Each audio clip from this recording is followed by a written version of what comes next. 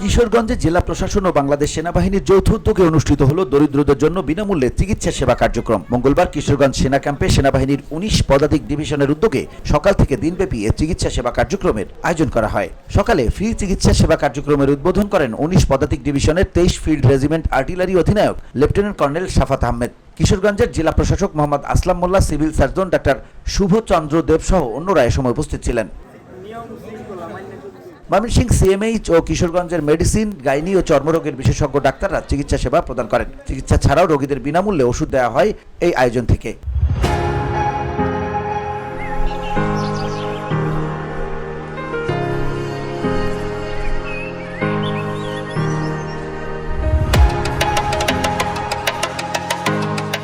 বাড়ির কাছে বিনামূল্যে বিশেষজ্ঞ চিকিৎসকের চিকিৎসা ও ওষুধ পেয়ে খুশি সাধারণ মানুষ। সেনাবাহিনী ক্যাম্পে থেকে ফ্রি চিকিৎসা দিচ্ছে, আমরা সবাই অনেকে আসতেছি, মোটামুটি অনেক ভালো চিকিৎসা হচ্ছে।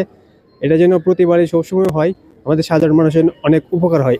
আমি মনে করি এই সিস্টেমটা যদি সবসময় অব্যাহত থাকে, আমাদের যারা নিম্নবিত্ত আয় ফ্যামিলির মানুষ আছি তারা এই রোগ থেকে মানে পরিত্রাণ পাবে। এখানে আর্মিদের ক্যাম্প থেকে ছোট একটা টিম এখানে চিকিৎসা দিতে এসেছে, আর আমরা এখানে চিকিৎসা নিতে এসেছি।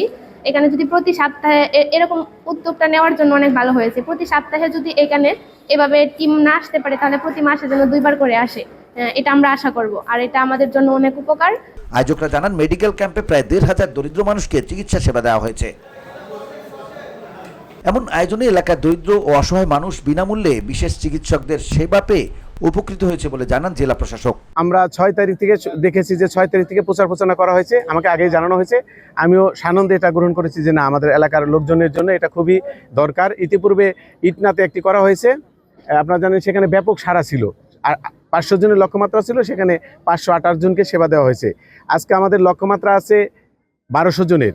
আশা রাখি লক্ষ্যমাত্রা চেয়ে সম্ভবত বেশি হয়ে যাবে। আপনারা দেখছেন ব্যাপক সাড়া এবং জনগণের ভিতরে খুব উৎসুক চিকিৎসা নেওয়ার জন্য, ফ্রি মেডিকেল ক্যাম্পিংয়ে আসার জন্য খুব উৎসুকতা দেখা যাচ্ছে। খুব স্বাচ্ছন্দ্যে তারা এটা অপেক্ষা করছেন এবং সহায়তা করছেন মেডিকেল টিমকে। ভিওটি বাংলা নিউজ ডেস্ক।